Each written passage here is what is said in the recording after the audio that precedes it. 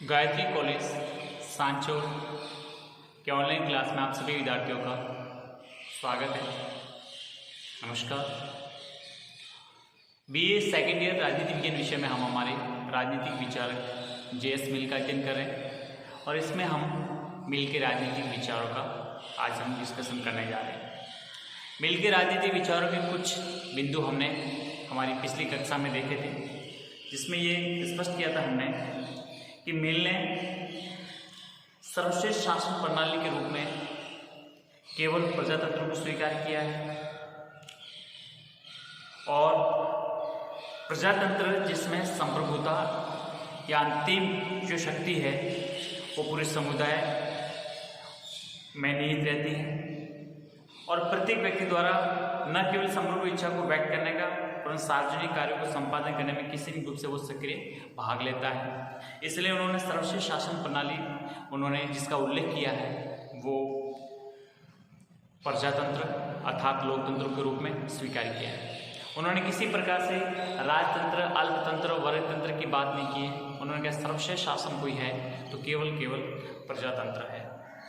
फिर प्रजातंत्र में अपन देखते हैं कि शासन प्रणाली में एक प्रत्यक्ष लोकतंत्र होता है, एक अप्रत्यक्ष लोकतंत्र होता है। अब प्रत्यक्ष लोकतंत्र वहीं उपयुक्त हो सकता है जहाँ पे भूभाग सीमित हो, जनसंख्या सीमित हो। लेकिन आज के बहुत बड़े राष्ट्र राज्य जब देखते हैं कि विशाल क्षेत्रफल और विशाल जनसंख्या वाले राज्यों में प्रत्यक्ष लोकतंत्र संभव रहा नहीं, इसलिए उन्होंने प्रतिनिधि शासन या प्रतिनिधित्व शासन का उल्लेख करते हैं कि इस शासन प्रणाली में राज्य से नागरिक समय समय पर अपने प्रतिनिधियों को चुनकर उनके द्वारा नियंत्रण की शक्ति का प्रयोग करते हैं। यानी उन प्रतिनिधियों पर नियंत्रण किसका रहता है? जनता का रहता है। तो इस प्रकार से उन्होंने प्रतिनिधित्व शासन की अपनी विचार को उनकी पुस्तक कंसिडरेशन ऑन रिप्रेजेंटेटिव गवर्नमेंट में इस बात का पूरा उल्लेख किया है। फिर उन्होंने ये भी बताया कि प्रजातंत्र में जो प्रतिनिधि चुने जाते हैं वो प्राय औसत अर्थात एक सामान्य योग्यता के व्यक्ति होते हैं, लेकिन विधि का निर्माण, कानून का निर्माण ये बहुत बड़े अनुभव योग्य और प्रतिभाशाली व्यक्तियों का काम होता है। इसलिए इन्होंने बताया कि जो विधि का निर्माण करेंगे वो बहुत ही कुशल अनुभवी व्यक्ति होंगे। उनकी एक छोटी सी संस्था होनी चाहिए और इसमें अधिकारी वर्ग और जो राजनीतिक दलों के नेता हैं ये भी शामिल होंगे और सब प्रतिनिधि मिलकर विधि का निर्माण करेंगे। ठीक है। और उन्होंने ये भी बताया कि इन कर्मचारियों अधिकारियों की जो नियुक्ति है वो निर्वाचन स्थान के स्थान पर न होकर उनके लिए किसी प्रकार की परीक्षा लेकर एक स्वतंत्र आयोग के द्वारा उनकी नियुक्ति की जानी चाहिए, ताकि योग्य और अनुभवी लोग इसमें शामिल हो सके, ताकि अच्छे ढंग से इस सुप्रजातंत्र को लागू किया जा सके। फिर उनको ये भी डर था कि कभी कभी व्यवहार में प्रतिनिधित्व शासन को बहुमत हासिल हो जाए, और बहुमत में हमेशा ये आता है, इतिहास गवाह है कि कई ऐसी सरकारें, कई ऐसे राज्य जो बहुमत के आवेश में निरंकुश होते हुए या निरंकुश शासन व्यवस्था में परिणित हुए हैं, तो उनमें जब निरंकुश शासन में परिणित हो जाते हैं तो अल्पसंख्यक हैं उनके हितों का दमन संभव हो सकता है। तो अल्पसंख्यकों के हितों का दमन न हो इसके लिए उन्होंने कुछ सुझाव दिए। एक तो ये उन्होंने ये बताया कि विधानसभा में स्वतंत्र रूप से निर्वाचित सदस्य अर्थात निर्दलीय रूप से हो, और दूसरा जो उपाय बताया सबसे महत्वपूर्ण, आनुपातिक प्रतिनिधित्व प्रणाली के तहत चुनाव व्यवस्था की जाए, ताकि इसमें जो भी माइनॉरिटीज़ क्लास अर्थात अल्पसंख्यक समुदाय से जो लोग हैं वो भी चुने जा सकें और वो भी अपनी सत्ता में भागीदारी सुनिश्चित कर सकें।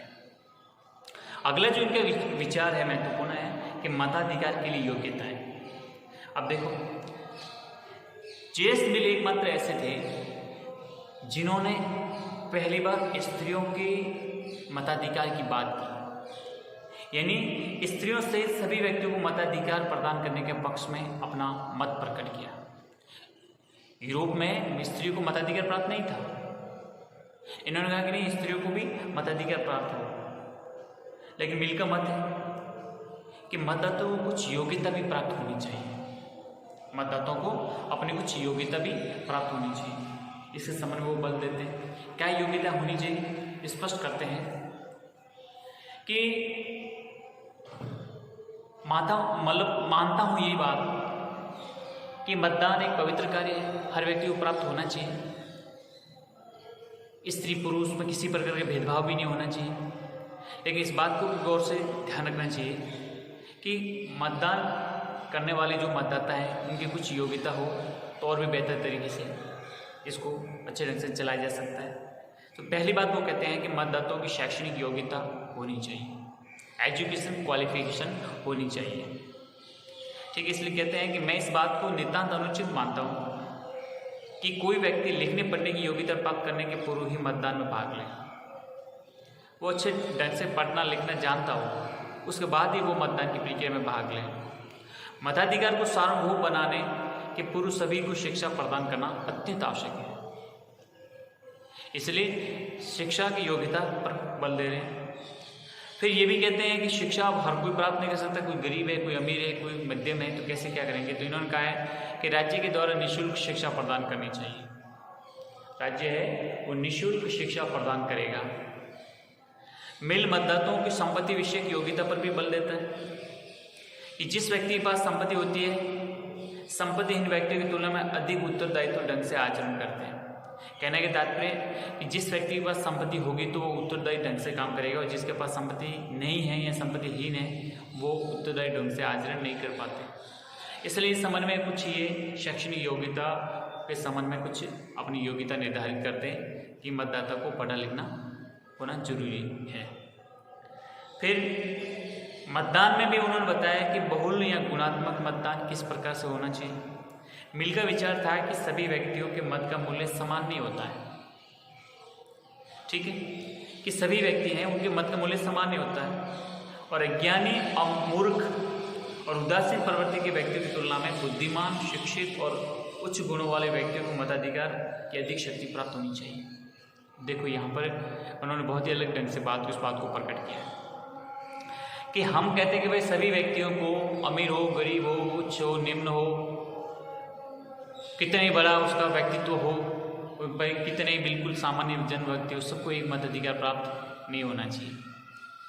क्योंकि योग्यता पर बल देते हैं। तो योग्यता ये है कि आप सोचो कि एक अज्ञानी है, मूर्ख व्यक्ति है, एक बिल्कुल उदासीन प्रवृत्ति वाले व्यक्ति है, वो भी वोट कर रहा है, और एक बहुत ही बुद्धिमान, शिक्षित और उच्च गुणों से संपन्न व्यक्ति है, वो भी एक वोट प्राप्त कर रहा है। तो ये तो गलत है, ये तो योग्यता का हनन है।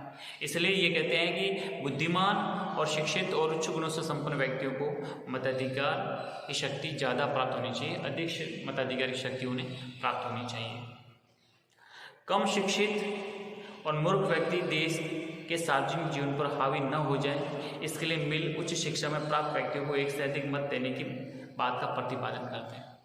उनको पता है कि सबको एक समान एक वोट का अधिकार देंगे तो बुद्धिमान कम है, मूर्ख ज़्यादा है, और मूर्ख लोग देश की शासन व्यवस्था पर काबिज हो गए तो देश का पतन हो जाएगा, देश बर्बाद हो जाएगा।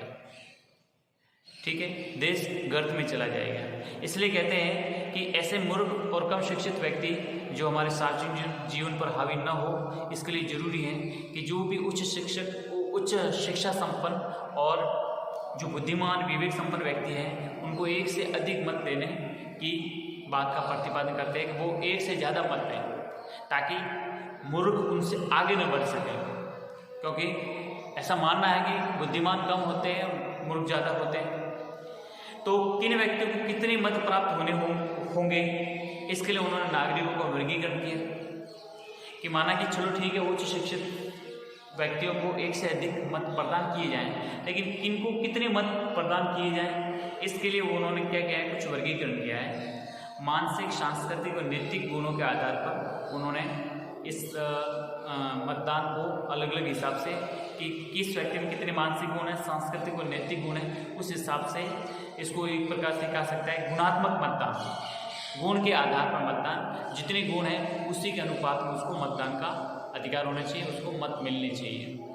ठीक है, तो ये उन्होंने आपको समझना है कि किस विचारक ने गुणात्मक मतदान की बात की है या गुणात्मक मतदान का उल्लेख किया है। तो आपको याद रखना वो है जे.एस. मिल, जिन्होंने कहा है कि सामान्य जन अर्थात एक मूर्ख, अज्ञानी, अशिक्षित व्यक्ति को और एक विवेक संपन्न बुद्धिशाली व्यक्ति को समान मतदान का अधिकार प्राप्त होना चाहिए। क्यों? क्योंकि मूर्ख व्यक्ति सामान्य जन बुद्धि का, औसत बुद्धि का होता है, लेकिन जो शिक्षित होता है, उच्च गुण या प्रतिभाशाली या बुद्धि संपन्न व्यक्ति है, उसकी भूमिका राज्य में ज़्यादा होनी चाहिए। इसके लिए उसको मानसिक, सांस्कृतिक और नैतिक गुणों के आधार पर उसको ज़्यादा से ज़्यादा मत प्राप्त होने चाहिए ताकि शासन व्यवस्था वो अच्छे ढंग से निर्वाह कर सकें या शासन व्यवस्था सही ढंग से चला सके। अगला है खुला या सार्वजनिक मतदान। अब देखो, मिल ने खुला या सार्वजनिक मतदान को सबसे उचित स्वरूप में स्वीकार किया है, क्योंकि मतदान एक पवित्र अधिकार है और जिसका प्रयोग बुद्धिमत्ता, समझ, ईमानदारी के साथ सार्वजनिक रूप से किया जाना चाहिए। मिलकर खुला विचार इस संबंध में पूरा कहते हैं कि भाई ये जो मतदान होते हैं वो खुला होना चाहिए, सार्वजनिक होना चाहिए, सबको पता होना चाहिए कि मैं किस प्रकार से अपने मतदान का प्रयोग कर रहा हूँ, क्योंकि इनका मानना था कि मतदान एक पवित्र अधिकार है और इसका प्रयोग आप अपनी बुद्धि के साथ, अपनी समझ सूझबूझ के साथ, अपनी ईमानदारी के साथ और सार्वजनिक रूप से इनका प्रयोग किया जाना चाहिए, न कि चोरी छुपके इसका या गुप्त मतदान की तरफ बिल्कुल ध्यान अपना केंद्रित नहीं करते हैं, वो खुले मतदान की तरफ विचार करते हैं। तो ये भी प्रश्न पूछा जा सकता है आपके लिए, किस विचारक ने सार्वजनिक मत या खुले मतदान के संबंध में अपने विचार प्रकट किए, तो आपको याद रखना जे.एस. मिल। ठीक है, अगला है महिला मताधिकार। सबसे बड़ी बात तो ये है, मिल ने महिलाओं का पिछड़ापन किसी भी प्रकार से उनकी बौद्धिक प्रतिभा की कमी का परिणाम नहीं मानकर केवल सदियों से उनकी दास्ता का परिणाम मानते हैं। मिल का इस संबंध में स्पष्ट विचार था कि महिलाएं जो समाज में पिछड़ी हैं, इसका कोई कारण उनकी बौद्धिक प्रतिभा की कमी नहीं है, बल्कि सदियों से उनको एक दास्ता, एक गुलामी के रूप में रखे जा रहे हैं, उसी का परिणाम है। इसलिए महिलाओं की दास्ता का अंत करके उन्हें उच्च शिक्षा प्रदान की जाए, राजकीय सेवा में उनको नौकरियां दी जाए, स्त्री पुरुष की जो असमानता है उसको दूर करके पुरुषों के समान ही महिला को भी मताधिकार दिया जाए। ये कहने वाले पहली बार स्पष्ट रूप से जे.एस. मिल थे। ठीक है, तो आप कह सकते हैं कि महिला मताधिकार का प्रबल समर्थन भी जे.एस. मिल ने किया है। मिल कहते हैं कि राजनीतिक अधिकारों के संबंध में मैं लिंग के आधार पर भेद करना वैसे ही अप्रासंगिक मानता हूँ जैसे कि बालों के रंग पर आधार पर भेद करना। इसको बहुत ही गलत के रूप में स्वीकार करते थे कि महिलाओं के साथ इस प्रकार का भेदभाव नहीं होना चाहिए, पुरुषों की तरह महिलाओं को भी मताधिकार प्राप्त होना चाहिए। फिर अगले बताया उन्होंने प्रतिनिधि के संबंध में धारणा। देखिए, मिल प्रतिनिधि को जनता का प्रत्यायुक्त यानी डेलीगेट नहीं मानते, अपितु प्रतिनिधि एक स्वतंत्र पथ प्रदर्शक होता है जिसके द्वारा स्थानीय हितों के स्थान पर राष्ट्र हितों के अनुसार कार्य किया जाना चाहिए। इसके संबंध में उन्होंने राष्ट्र हित को सर्वोच्च स्थान देते हुए इस बात को प्रकट करते हैं। यह प्रतिनिधि के संबंध में है। तो ये थे इनके एक राजनीतिक व्यवस्था के संबंध में विचार। फिर भी हमारे कुछ राजनीतिक आलोचक हैं, वो इस प्रतिनिधि शासन के संबंध में मिल के विचारों की आलोचना करते हैं। किस प्रकार से आलोचना करते हैं, एक एक करके हम आलोचनाओं को अध्ययन करेंगे। देखिए, सबसे पहले आलोचना ये की जाती है कि मताधिकार पर शैक्षणिक और संपत्ति संबंधी प्रतिबंध उचित नहीं होते हैं। मिल द्वारा मताधिकार पर जो शैक्षणिक और संपत्ति संबंधी जो प्रतिबंध लगाए गए हैं वे न तो सैद्धांतिक दृष्टि से सही है और न ही व्यावहारिक दृष्टि से। मताधिकार के लिए संपत्ति की योग्यता तो किसी प्रकार से उचित ही नहीं की जा सकती। सभी व्यक्ति बराबर है, लोकतंत्र है, सबके कल्याण की बात करते हो और जब मतदान का समय आए तो उस समय कहते हो आप तो शिक्षित हो, उच्च शिक्षित हो, आपके पास संपत्ति है, आपके पास उच्च शैक्षणिक योग्यता है, आपको एक से ज़्यादा मतदान करने के अधिकार होने चाहिए। जो समाज के जो मूर्ख हैं उनको एक वोट का, ये क्या तरीका? समाज में सभी व्यक्ति बराबर है। इस प्रकार का जब लोकतंत्र की बात करते हो, प्रजातंत्र को सर्वश्रेष्ठ शासन मानते हो, तो लोगों को इस प्रकार से बांटना शैक्षणिक और संपत्ति के आधार पर ये बिल्कुल अप्राकृतिक है, अनैतिक है। तो इस आधार पर पूरा इसका आलोचना और खंडन की जाती है। अगला है आनुपातिक प्रतिनिधित्व जटिल और अनुपयोगी है।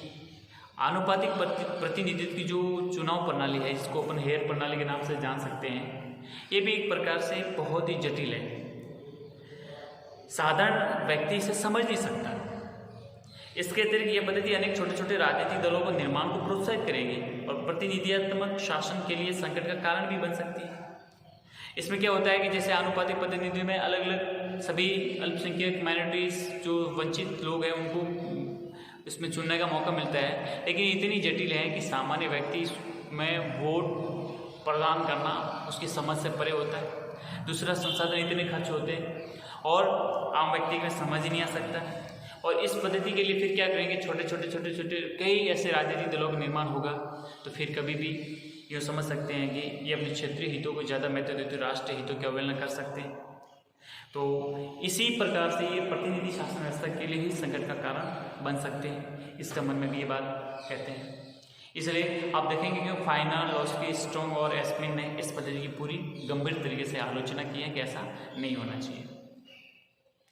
फिर उन्होंने तीसरी आलोचना ये की जाती है कि सार्वजनिक मतदान की जो बात करते हैं मिल, वो भी उचित नहीं है। देखो, मिल ने जिस खुले या सार्वजनिक मतदान का प्रतिपादन किया है उसे बिल्कुल उचित नहीं कहा जा सकता। सार्वजनिक मतदान को अपना लेने पर प्रजातंत्र न रहकर एक आतंकवादी और वर्गतंत्री व्यवस्था के रूप में परिणित हो जाता है। आपको अपना विवेक के अनुसार, अपना मन मस्तिष्क के अनुसार आपका ये अधिकार है कि मैं इस अधिकार का प्रयोग कैसे करना चाहूँ।